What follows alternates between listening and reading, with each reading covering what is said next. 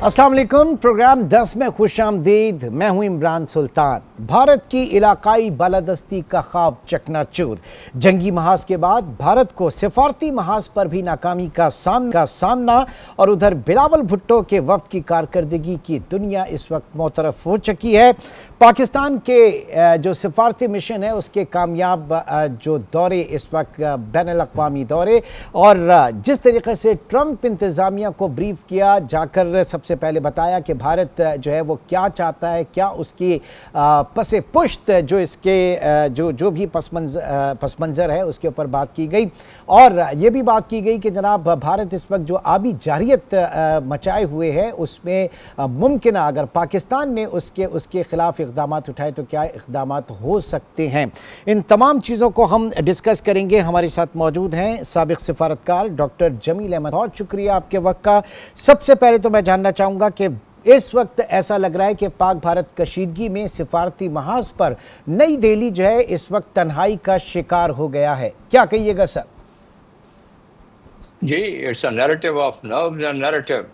बल्कि अब तो नैरेटिव और नर्व्स की दोनों की जंग एक साथ शुरू हो गई है, क्योंकि भारत अपने तरफ से जोर लगा रहा है। शशि तरूर जो उनका एक ओरेटर है वैसे उसको उन्होंने पिच किया है, लेकिन शशि तरूर के पास जो मवाद उन्होंने दिया है दो ही पॉइंट ज़्यादा उन्होंने दिए हैं। एक पॉइंट तो दिया है कि टेररिज्म जो है पाकिस्तान से हर किस्म की टेररिज्म होती है और उसी को काउंटर करने के लिए जितने भी इक़दाम उठाए गए थे वो शशि तरूर के मुताबिक जो पाकिस्तान पर उन्होंने इंटरनेशनल कानून की खिलाफ वर्जी करते हुए जो स्ट्राइक्स किए थे उसका जस्टिफिकेशन उसकी वही दे रहे हैं कि पाकिस्तान क्योंकि टेररिज्म में इन्वॉल्व था और हमारे एरिया में पहलगाम में टेररिज्म हुई थी तो उसकी वजह से। उनके पास दूसरा नुक्ता ये है कि पुरानी हिस्ट्री को लेके बैठ जाते हैं और कहते हैं कि क्योंकि पहले पास्ट में भी यही होता रहा है। वो उड़ी का एग्जाम्पल देते हैं, वो बाकी एग्जाम्पल देते हैं, पठानकोट का एग्जाम्पल देते हैं और साथ में पुलवामा का एग्जाम्पल देते हैं। तो ये दुनिया बहुत सुन चुकी है इस चीज़ को। ये नैरेटिव इतना मजबूत नहीं है, इसलिए कि जो नैरेटिव उन्होंने डेवलप किया पहलगाम के हवाले से कि स्ट्राइक किया है उन्होंने और वहाँ जो 26 लोग जहाँ बाग हुए जिस पे कि हमने इज़हारे हमदर्दी भी की और उनसे अफसोस भी किया हमारे, और ज़ाहिर टेररिज्म के प्राइम मिनिस्टर ने भी बयान दिया उसी दिन और बाकी तमाम मकाबरीन ने भी दिया, लेकिन वो राग अलापा जा रहा है उनकी तरफ से। इसलिए कि जो हक और सच की बात हो बिलावल जो है लेके चले हैं बड़े ट्रांसपेरेंट वे में इस मरतबा, और ट्रांसपेरेंसी ही दुनिया को पसंद आती है। दुनिया को क्या बात इस वक्त पसंद आ रही है और क्यों इतनी अट्रैक्शन हो रही है बिलावल के डेलीगेशन पे, बिलावल भुट्टो के डेलीगेशन से या पाकिस्तान के डेलीगेशन से? वो इसलिए हो रही है कि वो अमन की बात कर रहे हैं। प्राइम मिनिस्टर ने भी कल बात की कि हमारा ये डेलीगेशन जो गया है ये अमन का मिशन गया है। जी, अमन का मिशन गया है वो, तो उस लिहाज से दुनिया इसको पसंद करती है। दूसरा ये है कि हमने तो पहले दिन से क्योंकि कह दिया था कि पहलगाम में आप कहते हैं कि पाकिस्तान की तरफ से कोई लिंक आपको नजर आ रहा है, इन्वेस्टिगेट कर लें। इस चीज को फर्दर मजबूती के लिए बिलावल ने जो आर्गूमेंट दिया है अहमद से कि उनको फीडबैक अच्छा मिल रहा है, टॉकिंग पॉइंट्स अच्छे मिल रहे हैं, उन्होंने कहा है कि आप पहलगाम की बात करते हैं, हमने तो पहले दिन से कहा कि आप इसको इन्वेस्टिगेशन थर्ड पार्टी से करवा लें, और न सिर्फ ये बल्कि आप रॉ और ISI की एक आप टीम बना लें, ISI और रॉ की, और एक ज्वाइंट काउंटर टेररिज्म का करना चाहिए, क्योंकि हम भी तंग है काउंटर टेररिज्म से और हम तो विक्टिम भी हैं। और इंडिया भी अगर काउंटर टेररिज्म की और टेररिज्म की बात करता है तो दोनों इंटेलिजेंस, तो ये ऐसे कोजेंट किस्म के पॉइंट है, इतने टॉकिंग पॉइंट्स जो है सर वो पाकिस्तान के बाद बहुत जबरदस्त किस्म के कन्विंसिंग है और बहुत स्ट्रांग है। अच्छा, शशि थरूर की आपने बात की, तो क्या शशि थरूर जो है वो राइट चॉइस थी? क्योंकि basically he is a congressman, और क्या बीजेपी को इस वक्त खिफत का सामना है? क्योंकि वहां तो वो गाने गाते फिर रहे हैं इस वक्त, वो एक नेशनलिस्ट का किरदार अदा कर रहे हैं, या फिर वो उनको मौका मिला कि यहाँ पर अंडरमाइन किया जाए बीजेपी को? नहीं, वो गाने गाने वाला मामला तो खैर चले, वो सोशल मीडिया पर लीक हो गया और वाकई में वो एक बड़ी नॉन सीरियसनेस वाली बात कि वो कॉन्फ्रेंस टेबल पे जब कॉन्फ्रेंस खत्म हुई है तो गाने का सिलसिला शुरू हो गया है। उस पर दुनिया ने खैर इतनी तवज्जो नहीं दी, ना ही वो CNN पे कवर हुआ है, ना ही BBC पे कवर हुआ है, ना इंटरनेशनल मीडिया पे कवर हुआ है ज़्यादा। वो असल चीज़ जो कवर हुई है वो जो उन्होंने बनाने की कोशिश की है, और उसमें उनको ज्यादा दूसरी चीज जो हमारी तरफ से बहुत ही मजबूती के साथ पेश किया गया है, जो उनके नैरेटिव को बहुत बहुत ज्यादा मध्यम कर देता है। अब उनका नैरेटिव है क्या?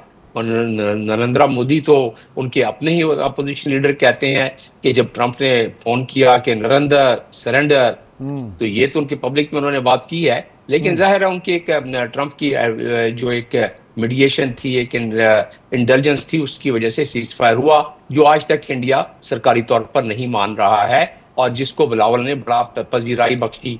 सर इसी पॉइंट पर जरा रहिएगा कि पाकिस्तान जो है, उन्होंने पाकिस्तान ने शुक्रिया भी अदा किया, उसको अप्रिशिएट भी किया, और भारत जो है वो मुसलसल मानने से इनकारी है। तो इसका क्या असर पड़ेगा? क्योंकि ट्रंप की जो पॉलिसीज हैं या उनका जो एक दिमाग है, आप कुछ भी उससे बैद नहीं कर सकते, तो क्या उसका असर आप देखेंगे? देखिए, ट्रंप ने कल 11वीं दफा कहा है कि मैंने ये किया है और मेरी वजह से जौहरी दो कुव्वतें जो हैं वो जंग के दहाने से वापस आ गई हैं। कल ये जर्मनी के साथ, जर्मन के जो जब चांसलर के साथ जब उनकी मीटिंग हो रही थी व्हाइट हाउस में, तो कल 11वीं मरतबा इसका जिक्र किया है। तो जाहिर है वो इसको अच्छा महसूस नहीं करेंगे। जरूर फील कर रहा है अमेरिका कि हमारा एक प्रेसिडेंट, दुनिया का सबसे ताकतवर मुल्क का ताकतवर प्रेसिडेंट, ये कह रहा है कि मैंने मीडिएशन कराई है। और परसों तो रूस के सदर ने भी कह दिया कि ये मेडिएशन हुई है। तो इसमें अभी मानने वाली बात है, लेकिन उसके पीछे एक फलसफा है। इंडिया को पता है कि अगर उन्होंने इस चीज को सरकारी तौर पर मान लिया, तो जो उनका बरस से एक डॉक्ट्रिन था कि जी हम सिर्फ बायलैटरल वे में हम इस चीज को सुनेंगे और डायलॉग करेंगे, हम किसी और मुल्क की इसमें नहीं चाहेंगे, इसलिए कि अगर मल्टीलैटरल मामला आ जाते हैं तो यूएन सिक्योरिटी काउंसिल के जो 16 के करीब रेजोल्यूशन पहले पास हुए हैं वो इन एक्शन आ जाते हैं। तो इस चीज को जरा बारीकी से समझने वाली बात है कि उस डॉक्ट्रिन को अगर सरकारी तौर पर ये मान लेते हैं कि हाँ कोई थर्ड पार्टी भी बीच में आ सकती है, तो आइंदा के लिए फिर इसका मतलब यह है कि सिक्योरिटी काउंसिल के जो रेजोल्यूशन जो अभी तक इंप्लीमेंट नहीं हुए हैं चैप्टर 6 के तहत, उसकी इंप्लीमेंटेशन की तरफ कदम बढ़ाना पड़ेगा। और दूसरा यह है कि चैप्टर 7 की तरफ फिर पाकिस्तान अगर रेजोल्यूशन मूव करता है, और ऐसी सूरत हाल में जब ट्रंप कह रहे हैं कि मैंने मेडिएशन कराया, इंडिया कहता है कि नहीं, और ये झूठ और सच वाली बात एक कितनी बड़ी ताकत के साथ आ जाती है, तो ऐसी सूरत में जब अगला रेजोल्यूशन कोई आता है तो कम से कम ये उम्मीद की जा सकती है कि अमेरिका उसको वीटो नहीं करेगा जो पहले कर देता था। तो उस लिहाज से अगर चैप्टर 7 के तहत रेजोल्यूशन पास हो जाएगा तो इंडिया के पास तो कुछ नहीं बचता। तो इसकी वजह से वो इस डॉक्ट्रिन से, क्योंकि इस पे डटे हुए हैं और वो चाहते हैं कि सरकारी तौर पे ना मानो, वैसे प्राइवेटली मान लो, तो ये इसके पीछे पूरी मंतिक और फलसफा है। और मैं इसकी आपको सिक्योरिटी काउंसिल के रेजोल्यूशंस की और इसके आर्टिकल्स का भी हवाला दे सकता हूं अगर आपके पास आगे चल के टाइम हो तो। उसके साथ साथ मैं सर इसके ऊपर बात करना चाहूंगा। आपने बायलैटरल जो है वो डिस्कशन की बात की थी और मैं की थी, तो शिमला अकॉर्ड जो है, जब पाकिस्तान कहता है कि अगर आप इंडस वाटर ट्रीटी खत्म करते हैं तो फिर शिमला अकॉर्ड जो है वो भी खत्म होगा, और जब शिमला अकॉर्ड खत्म होता है तो फिर ये सारे मामला जो है वो बायलैटरल जो डिस्कस होने थे फिर वो किसी भी थर्ड कंट्री की इंटरवेंशन उसमें आ जाती है। तो पाकिस्तान का काउंटर नैरेटिव इसके ऊपर ये है। लेकिन शिमला एग्रीमेंट का मामला जो है वो तो हमारे फॉरेन ऑफिस ने कह दिया। डिफेंस मिनिस्टर ने कहा था कि फिर इसको भी आप फारिग समझें, ये अल्फाज इस्तेमाल किए थे डिफेंस मिनिस्टर ने टीवी पर कल।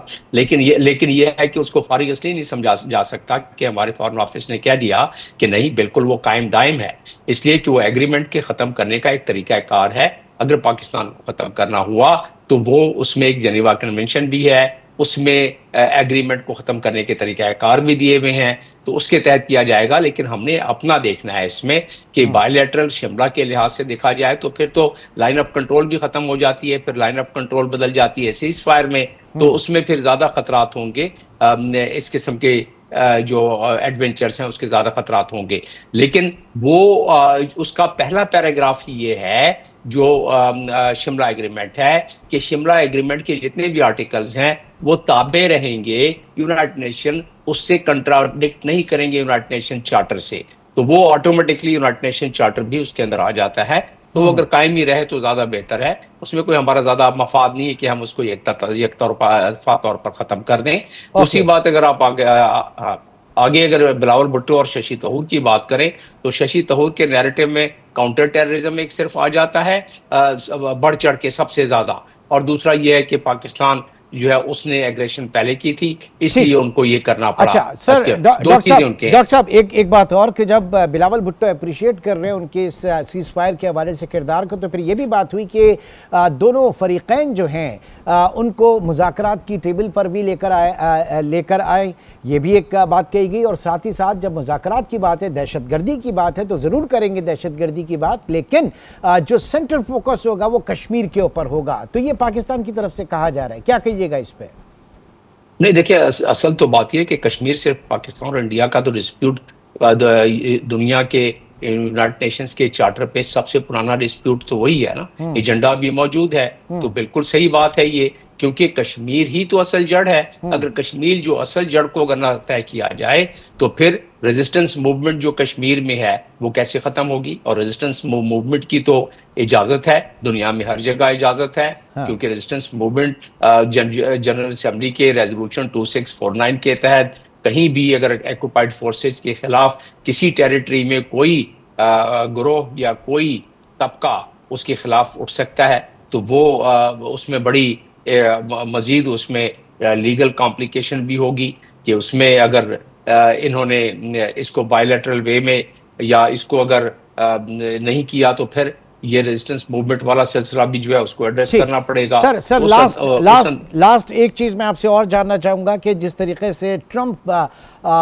इस वक्त सामने है दुनिया भर के, और एक वो जो बात की जा रही थी कि एक ग्लोबल पीस लीडर के तौर पर वो किरदार अपना निभाना चाहेंगे, तो ये बात ज़रूर की उन्होंने पाकिस्तान और इंडिया के दरमियान सीज फायर के हवाले से, लेकिन जो गजा में उनका मौक़िफ़ था उसको भी नहीं माना जा रहा, या फिर यूक्रेन के हवाले से जो उनका मौक़िफ़ था, जो अज़म था, उसको भी नहीं माना जा रहा। तो फिर कश्मीर के हवाले से हम कितने पुरुम्मीद रहें? नंबर वन, क्योंकि माजी में भी हम एक 7वें बहरी बेड़े का इंतज़ार करते रहें।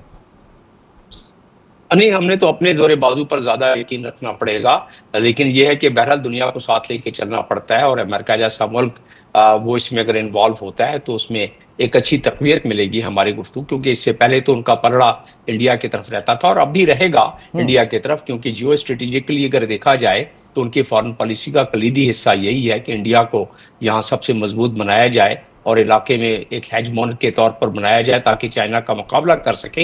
इंडिया उसका गलत इस्तेमाल कर रहा है। जो सबसे अहम बात उन्होंने की बिलावल भुट्टो ने कि इस मरतबा अगली अगर कोई जंग होगी तो दुनिया के किसी मुल्क को या अमेरिका को ये चांस नहीं मिलेगा कि वो मीडिएट कर सके, क्योंकि इस दफ़ा इंडिया ने सुपरसोनिक मिसाइल इस्तेमाल किए हैं ब्रह्मोस, और जो कि न्यूक्लियर वारहेड लेके जाते हैं जिसमें 30 सेकंड से ज्यादा फैसला करने का वक्त नहीं मिलेगा। बड़ी बड़ी अहम बात की, बड़ी कलीदी बात की, क्योंकि बिल्कुल ये बात की गई है। एग्जैक्टली तो दुनिया इस पे जरूर गौर करेगी कि अगर वहां से फायर हो गया और 30 सेकंड के अंदर पाकिस्तान को उसका जवाब देना हुआ तो जाहिर है वो चाहे फायर जब ब्रह्मोस आता है, जरूरी नहीं कि उस पर न्यूक्लियर वारहेड हो, लेकिन हमें क्या पता, तो फिर उसमें इस तरफ से भी बटन दबाना पड़ेगा, तो दुनिया इसमें एक बड़े मसले में आ जाएगी, नुकसान में आ जाएगी। हम सारों को पता है, साइंटिफिक मॉडलिंग हुई है कि अगर दो न्यूक्लियर मुल्क कहीं मठभेड़ हो जाए तो दुनिया का मौसम तब्दील हो जाएगा, कहत पड़ जाएगा, वबा फैल जाएगी, और इसमें कोई शक नहीं। और इस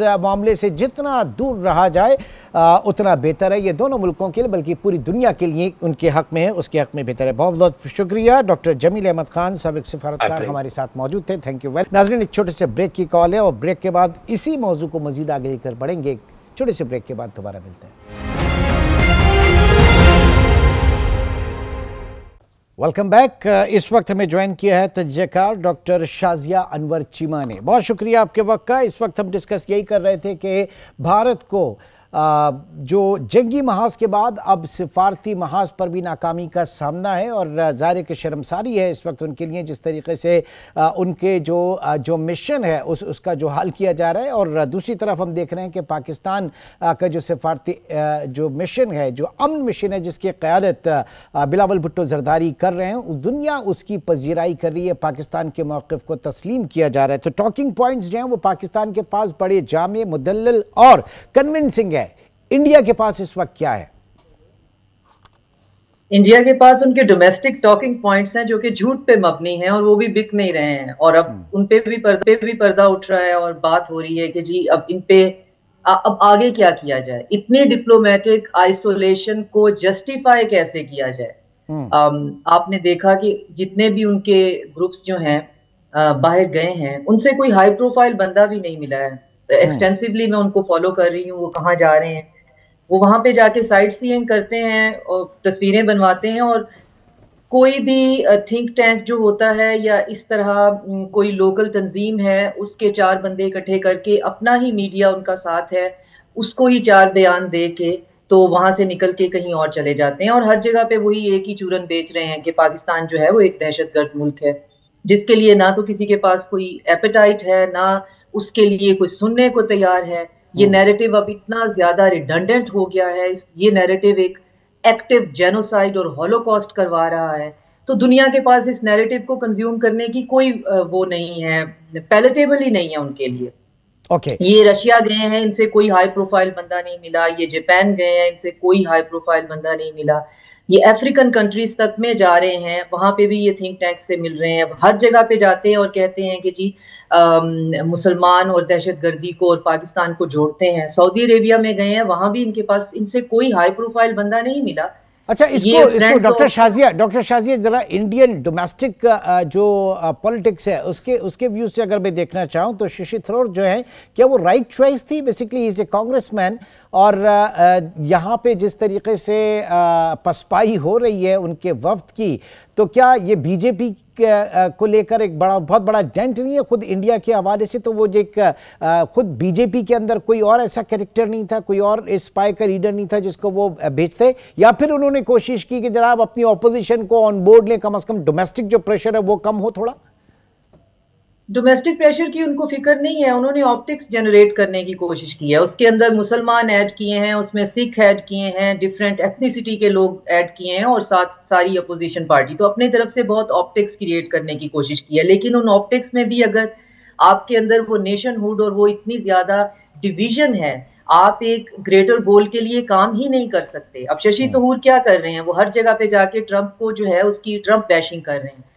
आपको जब आप इंटरनेशनल स्फेयर पे बात करते हैं तो आपको अपनी स्टेट नैरेटिव को टो करना होता है, आपको अपने स्टेट के जो मफाद हैं उनको सामने रखना होता है। आप ये नहीं कह सकते कि आप इंटरनेशनल स्फेयर पे खड़े होकर अपने दोस्त ममालिक जो हैं उनके खिलाफ आप बयानबाजी शुरू कर दें। यहाँ तो क्या इसका ट्रंप जो है वो किस तरह से लेंगे? वो लगभग 11 दफा तो पाकिस्तान के हवाले से, इंडो पाकिस्तान के हवाले से अपनी इंटरवेंशन की बात कर चुके हैं, मीडिएशन की बात कर चुके हैं सीज फायर में, और भारत उससे मुसलसल इनकारी है।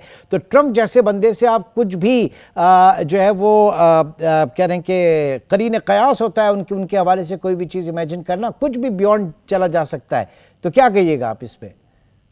इनके पास कोई टॉकिंग पॉइंट नहीं है। ये ट्रंप की बैशिंग भी इसीलिए कर रहे हैं कि इनको ये समझ में, बता रही थी कि सऊदी अरेबिया में गए हैं, वहां जाके इन्होंने नैरेटिव को 180 डिग्री का शिफ्ट दे दिया। वहां पे जाके कह रहे हैं कि दहशतगर्दी का कोई मजहब नहीं होता। पूरी दुनिया में जाके बता रहे हैं कि पाकिस्तान और दहशतगर्दी जो है उसको आपस में जोड़ रहे हैं। इनके पास कोई पॉइंट नहीं। आपने देखा बिलावल जो है, हमारी तरफ से जो टीम गई है वो क्लियर कट पॉइंट्स के साथ गई है, और उनका ये बयानिया है कि दहशतगर्दी बहरहाल एग्जिस्ट करती है और एक बहुत बड़ा प्रॉब्लम है, और हम उसको कंट्रोल और कंटेन करने का सबसे पहला और प्राइमरी सोर्स है इस रीजन के अंदर, और हम एक कंटिन्यूअस वॉर जो है वो उनके साथ कर रहे हैं। एक ये उनका पॉइंट है। दूसरा ये कि किसी भी दहशतगर्दी के वाकये में, चाहे वो हमारा इंटरनल है या एक्सटर्नल किसी और भी नेबरिंग कंट्री का है, हम कहीं से भी पीछे हटने वाले नहीं हैं। किसी भी इंटरनेशनल प्लेटफॉर्म पे हम बैठकर मुफाहमत से, मशावरत से बात करने के लिए तैयार हैं। और तीसरी बात यह है कि हमारी बॉर्डर और टेरिटोरियल इंटेग्रिटी हमसे सबसे ज्यादा सुप्रीम है, और इसकी वायलेशन हम किसी सूरत में भी बर्दाश्त नहीं करेंगे। अच्छा, ये 3 पॉइंट्स हैं। बहुत कन्विंसिंग है, इसमें कोई शक नहीं। ये बताइएगा कि इस वक्त सफारती महाज के ऊपर पाकिस्तान को जो कामयाबियां मिली हैं, बिलखुसूस अगर मैं बात करना चाहूँ यूनाइटेड नेशन सिक्योरिटी काउंसिल की जो कमिटीज़ हैं, स्पेशली तालिबान सेंक्शन कमेटी, जहाँ पे उनको जो है पाकिस्तान को चेयर मिली, और एक और चीज़ में कमेटी में जो है वाइस चेयर मिली, ये कितनी बड़ी पाकिस्तान की सफारती कामयाबी और इसके असरात किस तरह से आप देख रहे हैं? क्योंकि पाकिस्तान पाकिस्तान के अंदर जो दहशतगर्दी है वो ज़ाहिर है कि अफ़गानिस्तान से वाया जो आपका गठजोड़ है इस वक्त रॉ का है या इंडियन समझते हैं कि उनके पेट्रोनाइज जो वहाँ पर चल रही है, तो इसका क्या असर आप देखेंगे? इस कमेटी की चेयरमैनशिप लेकर चीज़ें बेहतर होती हुई नजर आ रही हैं आपको? ये देखिए, ये एक रेवोल्यूशनरी जो स्टेप है। एक तरफ एक मुल्क जो है वो आप पर बुहतान लगा रहा है, लेकिन पूरी दुनिया में कोई भी इस बात को मानने के लिए ना सिर्फ ये कि तैयार नहीं है, बल्कि हमारा नैरेटिव जो हम बयानियां दे रहे हैं कि हम दहशतगर्दी का शिकार भी हैं और हम दहशतगर्दी के खिलाफ लड़ भी रहे हैं, इस बात को अर्नेस्ट तरीके से, इस बात को ऑनेस्टी के साथ तस्लीम किया जा रहा है और हमें और जिम्मेदारियां भी दी जा रही हैं। और जिम्मेदारियों से एक बात ये भी फिर साबित हो जाती है कि बात सिर्फ जो है वो नैरेटिव बनाने की या रांटिंग करने की नहीं होती, जैसे जयशंकर पिछले 11 साल से कर रहे हैं। 70,000 से ज्यादा उनकी रील्स मिल जाती हैं, कहीं पे वो किसी सहाफी को डांट रहे हैं, किसी को फटक रहे हैं, किसी को, और वो रील्स जो हैं वो आगे से लाखों की तादाद में लोगों को सर्कुलेट की जाती हैं। ये डिप्लोमेसी नहीं होती। डिप्लोमेसी हमेशा बिहाइंड द डोर हो रही होती है और उसमें आपको इन्वेस्टमेंट करनी पड़ती है in the term of kind and cash, और 100% करनी पड़ती है। हमने जिन लोगों के साथ, जिन मुल्कों के साथ इन्वेस्टमेंट की है, बहुत ऑनेस्टी के साथ की है और वो पे ऑफ हो रही है। इंडिया की इन्वेस्टमेंट हर जगह पे हाफ हार्टेड है। अगर आप देखें तो इमोशनल से लेकर इकोनॉमिक इन्वेस्टमेंट रशिया के साथ भी हाफ हार्टेड है और अमेरिका के साथ भी हाफ हार्टेड है। आप एक तरफ ब्रिक्स के मेंबर होकर डी डॉलराइजेशन की बात कर रहे हैं और दूसरी तरफ आप पर प्रेशर है चाइना के खिलाफ टैरिफ में अमेरिका का साथ दें और अमेरिका के वेपन खरीदें। अमेरिका का रिलेशन हमारे पाकिस्तानियों को भी ये समझने की जरूरत है कि बहुत ट्रांजैक्शनल होता है। हमें आज भी बहुत बाजे नहीं बजाने चाहिए कि अगर वेस्ट जो है वेस्ट और मैं हमेशा डिस्कशन में ये कह रहा हूं कि एक माजी में हम साथ में बहरी बेड़े का इंतजार कर चुके हैं। बिल्कुल, हमें ये समझना चाहिए कि ये हमारी इन्वेस्टमेंट ही है। आज अगर दुनिया हमें इंटरनेशनल प्लेटफॉर्म पे इस तरह से हमारी बात को अहमियत दे रही है तो इसके पीछे बहुत काम होया हुआ है और इस काम को एक तो रिकग्नाइज करने की जरूरत है और दूसरा ये समझने की जरूरत है कि रिश्ते जब बनाए जाते हैं, जैसे हमारा आज़रबाईजान के साथ है, चाइना के साथ है, गल्फ स्टेट के साथ है, तो वहां पे आपको खड़ा होना पड़ता है, फिर उनकी ब्रंट फेस करना पड़ता है। इंडिया का सबसे बड़ा प्रॉब्लम यह है कि उनका सारे का सारा डिप्लोमेटिक जो इन्वेस्टमेंट है वो रिटोरिकल है। उसके अंदर आप देखिए रशिया उनके साथ नहीं खड़ा हुआ, हमारा डेलीगेशन गया है तो सर्गेई लेवरोव उनसे मिले। ये छोटी छोटी बातें बहुत इंपॉर्टेंट होती हैं कि आपका डेलीगेशन जाता है तो आगे से उसको कौन मिलता है। तो हमारे डेलीगेशन को सर्गेई लेवरोव मिले हैं, पर्सनली उन्होंने टाइम दिया है, इंडियन डेलीगेशन को नहीं मिले। अगर हिस्टोरिकली देखें तो इंडिया के रिलेशन है यानी बिल्कुल इसी वजह से कहा जा रहा है कि इस वक्त इस सफारती दुनिया में नई दिल्ली जो है वो तन्हाई का शिकार नजर आ रहा है। बहुत बहुत शुक्रिया। डॉक्टर शाजिया अनवर चीमा इस वक्त हमारे साथ मौजूद थी। Thank you very much. Break के बाद प्रोग्राम को मजीद आगे बढ़ाते हैं।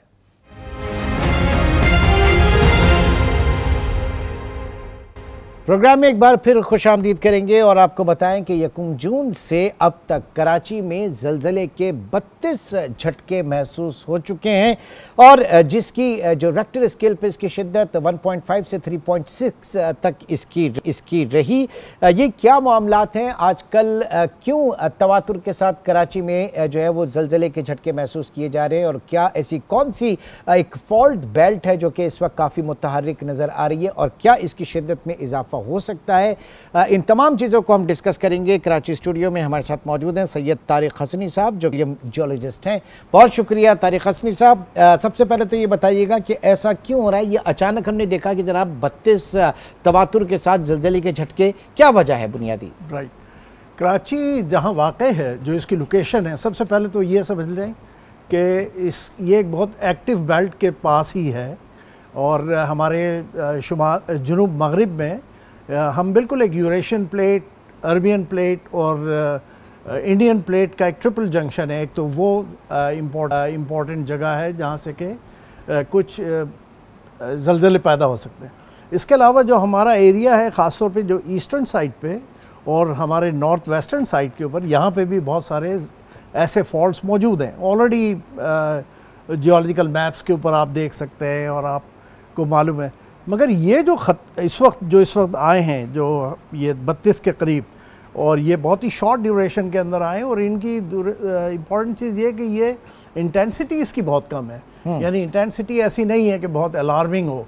मगर लोगों को डेफिनेटली जब ज़मीन हिलती है तो वो ख़तरा महसूस करते हैं, और उनके लिए अगर वो मामूली सा भी ज़लज़ला हो तो उनको इसका वो खौफज़दा हो जाते हैं और भगदड़ मच जाती है। अच्छा, अब ये फॉल्ट बेल्ट की जो आप बात कर रहे हैं ये तो सदियों से है ना जी, ये तो अभी हमेशा से प्री पार्टीशन भी कराची तो यहीं पे मौजूद था, तो ये अब अचानक क्यों ऐसा क्या ये कोई ग्लोबल जो हम बात करते हैं कि जनाब इस वक्त माहौलियाती तब्दीली जो है उसका कोई अंसर है, ऐसा क्या है? या फिर यहाँ पर तो ये भी बात हो रही है कि जिस तरीके से बोरिंग की जा रही है, कंस्ट्रक्शन हो रही हैं, उनका भी इस पर असरअंदाज? अच्छा देखिए, ज़लज़ले के लिए ये है कि ज़लज़ले हमेशा से कराची और इसके अतराफ़ के एरिया में आते रहे हैं, ऐसा नहीं है कि ये पहली दफ़ा है। 1945 में आप लोगों के इल्म में एक सुनामी आई जो कि जिसने मकरान बेल्ट जो है हमारी जो बलूचिस्तान का जो सदर्न कोस्टल बेल्ट है उसके ऊपर शदीद तबाही मचाई थी।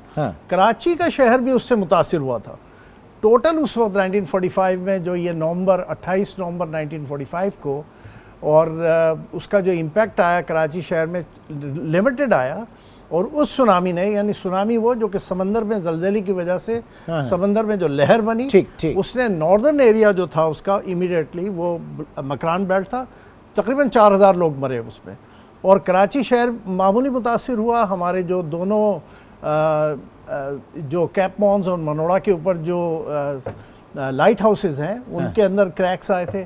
तो पहली चीज़ तो ये समझ लें कि ये कराची के लिए जलजला कोई नई चीज़ नहीं है। दूसरी ये कि जो अगर लेकिन असर हाजिर में एट प्रेजेंट हम देख रहे हैं कि जनाब जब फिगर्स आ रही हैं 1 जून से आज तक 32 जलजले के झटके, और फिर वो कुछ अरसे पहले कोरंगी में जो है वो आग अचानक लग गई थी, तो वो भी तो बड़ी अनहोनी चीज़ें हो रही हैं कराची के साथ। नहीं, ये बिल्कुल अगर देखा जाए तो बिल्कुल सही है। अच्छा, मैं आपको थोड़ा सा पीछे लेके जाऊँ 1998 में। ये है बात अगस्त एंड सितंबर 1998। कोई तकरीबन 32-30 के करीब इसी तरीके से छोटे छोटे जलजले बिल्कुल एग्जैक्टली उन्हीं जगहों पे जहाँ पर के इस वक्त आए, यानी मलीर, लांडी, कोरंगी के एरिया के अंदर ये जलजले आते रहे। और होता ये है कि जब ये फॉल्ट होते हैं तो इनके अंदर एक एनर्जी डेवलप होनी शुरू हो जाती है, और वो जो एनर्जी होती है वो ग्रेजुअली रिलीज होती है। वो जिस जगह से रिलीज होती है, अगर वो ज़मीन को जो भी हिस्सा होता है जहाँ जिसको हम एपिसेंटर कहते हैं, बिल्कुल उसके ऊपर वाला हिस्सा वहाँ मुतासिर होता है और फिर वो वहाँ तबाही फैलाता है। अब अगर वो उसकी एनर्जी कम है तो यकीनी तौर पे उसकी तो जियोलॉजिस्ट जो हैं किस तरह से देख रहे हैं इस वक्त ये जो बेल्ट जो मुतहर्रिक है इसकी इंटेंसिटी अल्लाह ना करे खुदा ना खास्ता आगे बढ़ सकती है, ये क्या है? आप लोगों की रीडिंग क्या है? मैं पहले अपनी पुरानी बात को कंप्लीट कर दूं तो उसमें होता ही है कि जब अगर बड़ा जलजला है तो उससे पहले कुछ छोटे जलजले आते हैं हल्के हल्के, यानी मिसाल के तौर पे जैसे हमारे अभी कम आए, फिर एक बड़ा जलजला आएगा जो कि हो सकता है बड़ा हो, फिर उसके बाद आफ्टर शॉक्स हैं जो कि कम हो। तो यानी एक तरीके की एक सीरीज बिल्कुल एक पहले पीक बनती है और फिर नीचे की तरफ जाते हैं। तो ये चीज़ इंडिकेट कर रही है कि हमारे यहाँ जलजले जो पीक जो आए वो शायद 3.6 है जो इस वक्त जो आया है, इसके बाद जो है वो अब कम होने शुरू हो गए। मैंने आखिरी के जो इवेंट्स हैं उनको मैंने नहीं देखा कि उनकी इंटेंसिटी क्या है, मगर हमारा जो ईस्टर्न साइड है इस वक्त लग रहा है कि जो ईस्टर्न फॉल्ट्स हैं जो मलीर, लांडी और फिर वो फर्दर ईस्ट की तरफ चले जाते हैं ठट्टा वगैरह की तरफ, वो फॉल्ट लग रहे हैं कि ज़्यादा एक्टिव है। मगर इम्पॉर्टेंट चीज़ जो है वो ये कि देखिए जिस एरिया में ये आए हैं, यानी लांडी, कोरंगी का एरिया, कायदाबाद, मलीर का एरिया, तो ये एरिया जो है ये कराची के जो 7-8 जो डिस्ट्रिक्ट्स हैं उनमें 3rd most densely populated area है जी। तो ये इम्पॉर्टेंट चीज़ है कि अगर हमने और जियोलॉजिस्ट और मैट ऑफिस मिल के ये तो डिटरमिन कर लेगा कि कैसे आ रहे हैं, इनकी सोर्स क्या है और कौन सा एरिया ज़्यादा इफेक्ट होगा, इससे महफूज कैसे रहा जा सकता है, ज़्यादा नुकसान से कैसे बचा जा सकता है, इसके ऊपर ज़रा बताइए। सबसे इम्पोर्टेंट चीज़ ये है कि जब जलजला आ जाए तो इसके बाद जो टेक्निकल टीम्स हैं वो फील्ड में चली जाती हैं और वहाँ जाके असेसमेंट करती हैं कि ये किस तरीके के फॉल्ट थे, कितनी इन्होंने अर्थक्वेक ने नुकसान पहुँचाया है। उस नुकसान की बुनियाद पे जो अर्थक्वेक है उसका मैग्नीट्यूड दोबारा रिकैलकुलेट होता है और फिर उसके बाद ये भी कैलकुलेट होता है कि इससे ये किस अंदाज से ये इसकी डायरेक्शन क्या थी और वो डायरेक्शन जब एक बार इस्टेब्लिश हो जाएगी तो देखा जाएगा कि वहाँ आबादी का क्या इंटेंसिटी है। तो लिहाजा अगर फर्ज करें कि अगर आप सर जनरल पब्लिक के हवाले से बताइए कि ये खौफजदा हो जाते हैं तो उनको इनिशियली, क्योंकि आपकी टीमें तो बाद में पहुंचेगी ना, जो उस वक्त वहां पर पब्लिक है, आवाम है, उन्हें क्या करना चाहिए ऐसे मौके पे? देखें, सबसे पहली चीज़ तो ये कि अगर ऐसे जलजला आए तो वो फौरी तौर पे किसी ऐसी मजबूत चीज़ के नीचे हों जहाँ पर कि वो महफूज हो सके, कोई दीवार उनके ऊपर ना गिरे। यानी लोग कहते हैं अमूमन स्टेयर केस के नीचे आ जाए, जो आपकी सीढ़ियों के दरमियान का हिस्सा होता है, स्टेयर केस के नीचे आ जाए, वो ज़रा ज़्यादा महफूज होती है। स्टेयर केस चूँकि कंप्लीट आरसीसी का बना होता है तो वो सबसे ज़्यादा घर का मजबूत तरीन होता है। इसी तरीके से आपको कोई, देखिए ज़लज़ले की आने की वजह से लोग नहीं मरते, असल लोग मरते हैं जो डिस्ट्रक्शन होती है कि छत गिर गई, दीवारें गिर गई। तो आपने उन चीज़ों से बचने के अब बचाव अपना करना है। और अगर आप बाहर निकल जाएं खुली जगह, बेस्ट ये है कि वहाँ जाके लेट जाएं, तो ये एक तरीका है। मगर इससे भी पहले इम्पॉर्टेंट चीज़ ये है कि जो लोग घर बना रहे हैं इन एरियाज में, उनको उन फाउंडेशंस के अंदर वो कंट्रोल साइस्मिकली कंट्रोल कोड्स हैं जो कि गवर्नमेंट की तरफ से होते हैं, उनको फॉलो करना बहुत जरूरी है। ठीक है, चलें, ये तो फिर देखा जाएगा कि हमारी जो बिल्डिंग कंट्रोल अथॉरिटीज़ जो हैं वो उनको कितना जो है उस स्टैंडर्ड को कितना लाजमी जुज़ उसका बना लेती हैं हमारी कंस्ट्रक्शन की साइट पर। बहुत बहुत शुक्रिया सैयद तारिक हसनी साहब, आप प्रोग्राम में मौजूद रहे। नाज़रीन, आज के प्रोग्राम से इजाज़त चाहेंगे, इंशाअल्लाह आपसे होगी। अपना बहुत ख्याल रखिएगा। अल्लाह हाफ़िज़।